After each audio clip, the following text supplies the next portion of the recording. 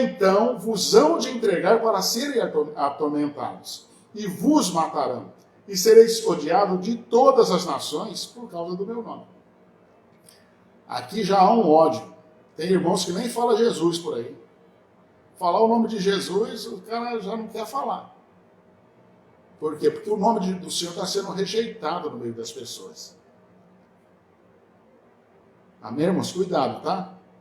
Cuidado quando você sentir algo em você que não deixa você pronunciar o nome do Senhor. Yeshua, o Messias, Yahoshua, o Deus Salvador, Jesus, o Cristo. Cuidado com o espírito que está por trás disso. Então muitos se ofenderão e trairão uns aos outros, e uns aos outros se odiarão. Aqui, ó. A igreja apostatando, definitivamente apostatando, saindo da presença de Deus, indo embora da fé pura, santa. E tem pessoas que, não, pastor, fica tranquilo, eu sei a fé que tem, sabe nada. Eu olho o comportamento da pessoa e falo, isso já rodou faz tempo. Quem diz que sabe a fé que tem no lugar dele foi o diabo, que está escondido onde ele não conseguiu achar ainda. E quem estiver ouvindo, e a pessoa que for da frase, vai entender o que eu estou falando.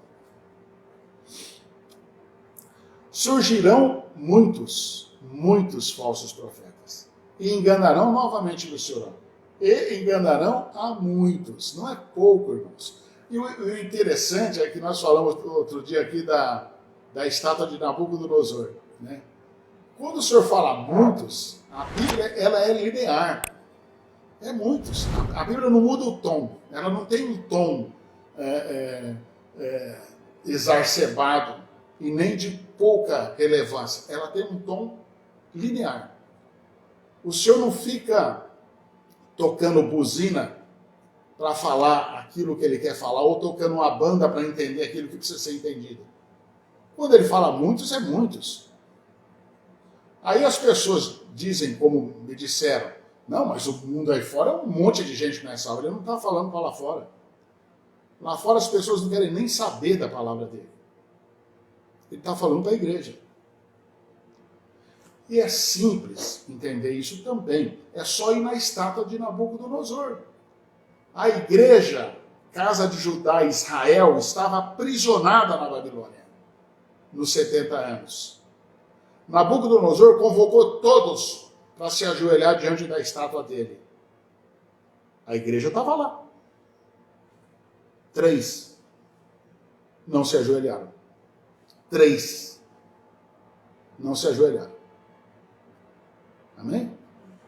Mas você é muito diferente, né? Você é bastante diferente disso, né?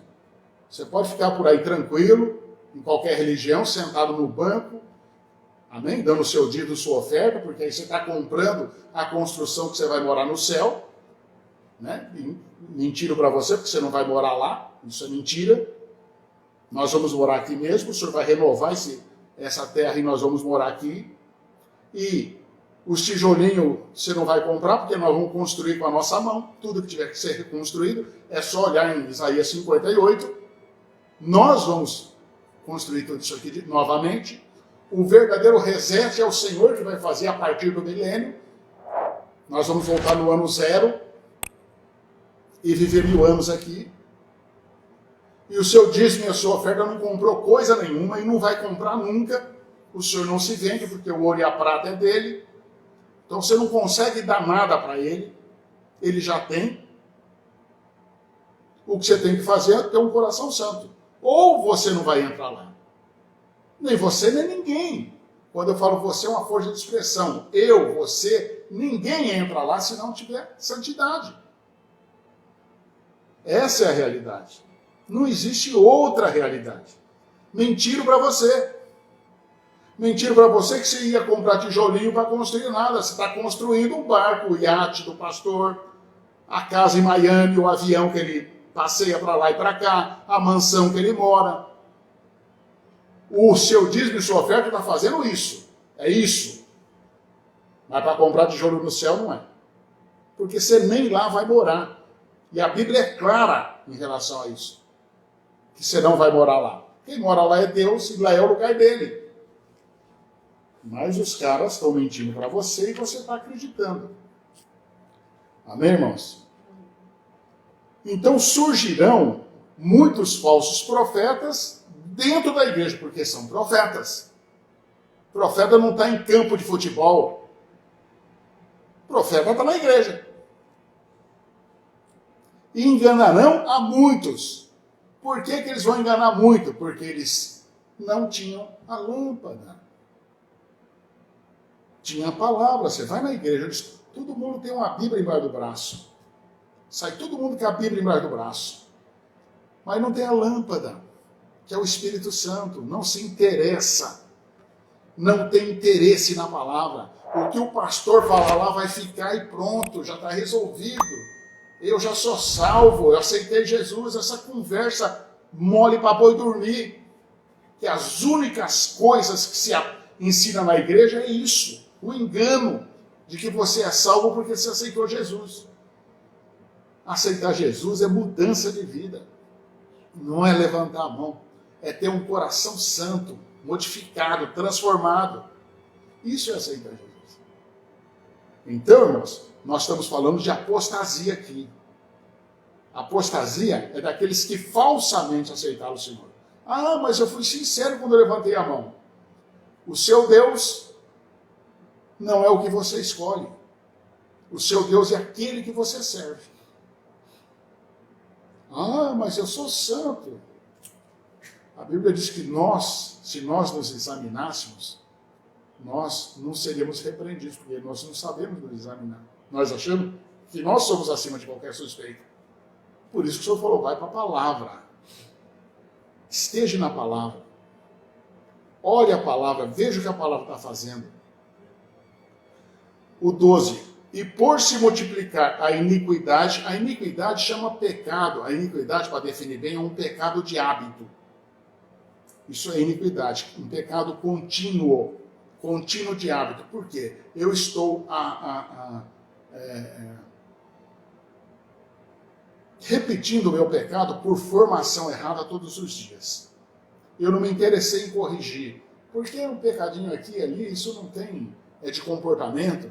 Então passa uma mulher bonita, eu olho para lá e fico olhando, e passa a outra para cá, e isso vai comigo no meu dia a dia, no meu hábito. Vai se tornando um hábito diário de fazer isso. E o Senhor disse, mesmo que você olhe para uma mulher com um coração que não seja puro, você já cometeu adultério com ela. E adultério é pecado mortal. Esses pecados de hábitos, dos olhos, dos pensamentos, de ouvir, da boca, de falar dos outros. Tem irmã que fica na porta da igreja falando mal do pastor. Está escandalhando o pastor. Atrapalhando a fé dos outros. São pecados de hábito. Iniquidade. E isso que está falando aqui. E por se multiplicar a iniquidade, muitos vão acompanhar isso aqui, porque isso é uma escola. Que eu disse para os irmãos, a apostasia ela não acontece num dia. Vamos marcar aqui para o ano 2028, às 13 horas da tarde, vamos todo mundo apostatar. Não existe isso. As pessoas vão saindo da palavra. Se os irmãos olharem para as igrejas, de igreja de 30 anos atrás, e olhar hoje, não vão ver que aquela igreja está apostatando na fé. É fácil olhar e ver que o comportamento das pessoas já mudaram. Aquela fé pura do coração que se tinha lá não tem mais aqui. E muitos. Por quê? Porque a iniquidade foi tirando. E vai tirando cada vez mais. Isso é crescente. E cada vez mais pessoas vão achando isso normal. E não tem, isso não tem problema. Nada. O que é isso, irmão? Só porque eu olhei para a irmã ali. A irmã é uma irmã bonita, por isso que eu olhei para ela. Aqui, ó. Acorda. Bobão, acorda. Você vai se enroscar. E vai levar um monte com você. Se tiver algum tipo de autoridade ou for espelho para alguém, as pessoas vão cair junto. Amém? Então, o amor de muitos, olha a palavra muitos outra vez, esfriará. Mas aquele que suportar até o fim, esse será salvo. Olha essa palavra aqui, para a gente encerrar, mas presta atenção nessa palavra. Mas aquele que suportar.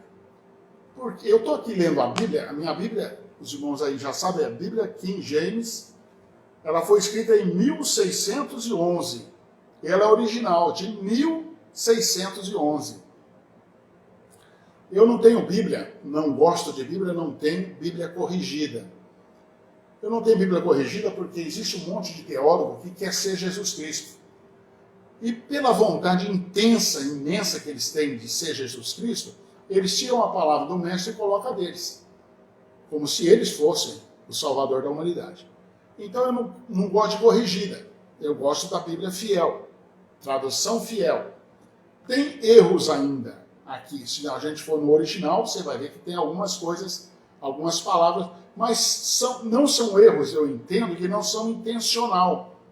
São erros de um tempo de dificuldade que as pessoas fizeram essa transposição, porque a religião da época não deixava, tinha que ser feita em latim. E por quê? Porque era para você não entender. As religiões não são a seu favor.